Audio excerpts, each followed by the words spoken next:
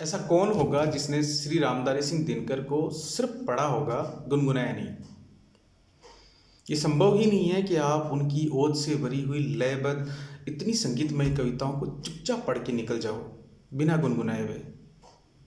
मैं आपको रश्मि रत्ती महाकाव्य से उनकी एक कविता सुनाता हूँ। आप पूरी सुनिए, आपको बहुत अच्छी लगेगी। वर्षों तक वन में घूम घूम बाधा विघ्नों को चूम चूम से धूप घाम पानी पत्थर पांडव आए कुछ और निखर सौभाग्य ने सब दिन सोता है, देखें आगे क्या होता है।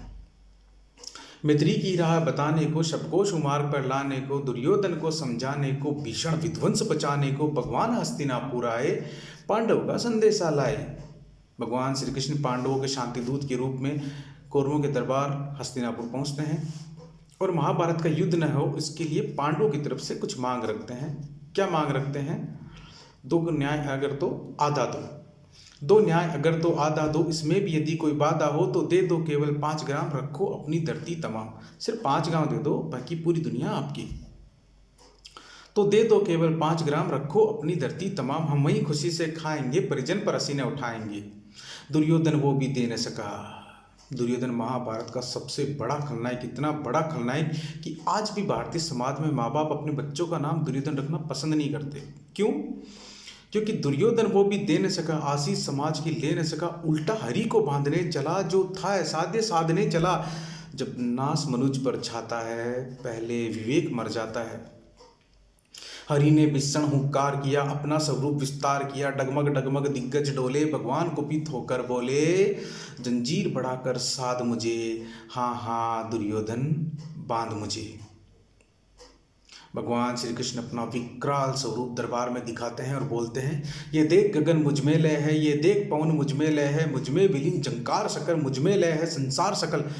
अमृत फूलता है मुझ में, संहार झूलता है मुझ में, उदियाचल मेरे दीप्ति बाल, भूमंडल वक्ष स्थल विशाल, भुज परिधि बंद को घेरे हैं, मेनाक मेरू पग मेरे हैं, दीप्ते हैं जो ग्र नक्षत्र निकर, सब है मेरे मुख के अंदर।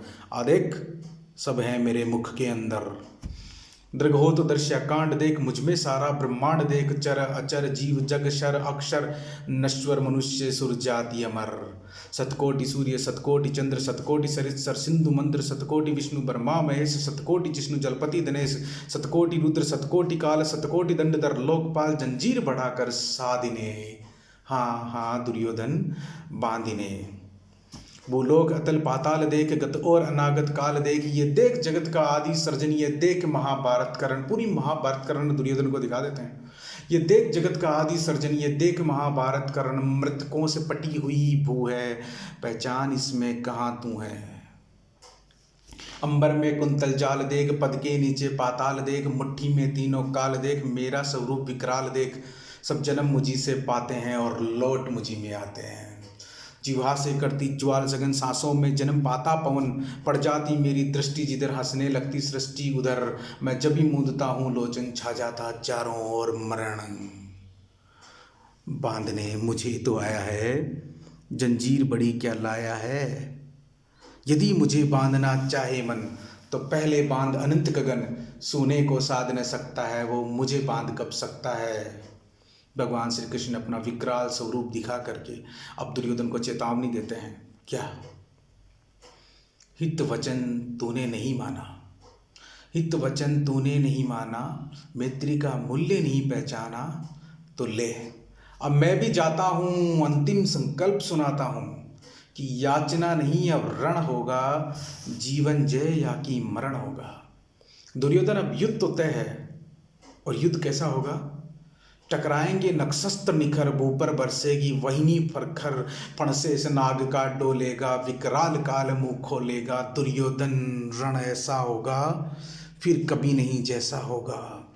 और युद्ध में क्या होगा बताते हैं भगवान श्री कृष्ण। भाई पर भाई टूटेंगे, विस्बाण बूंद से छूटेंगे, वायस श्रृगाल सब लूटेंगे, सौभाग्य मनुष्य के फूटेंगे, आखिर तू भुसाई होगा, हिंसा का पर्दाई होगा। थी सभा सन, सब लोग थे डरे, चुप थे या थे बेहोश पड़े।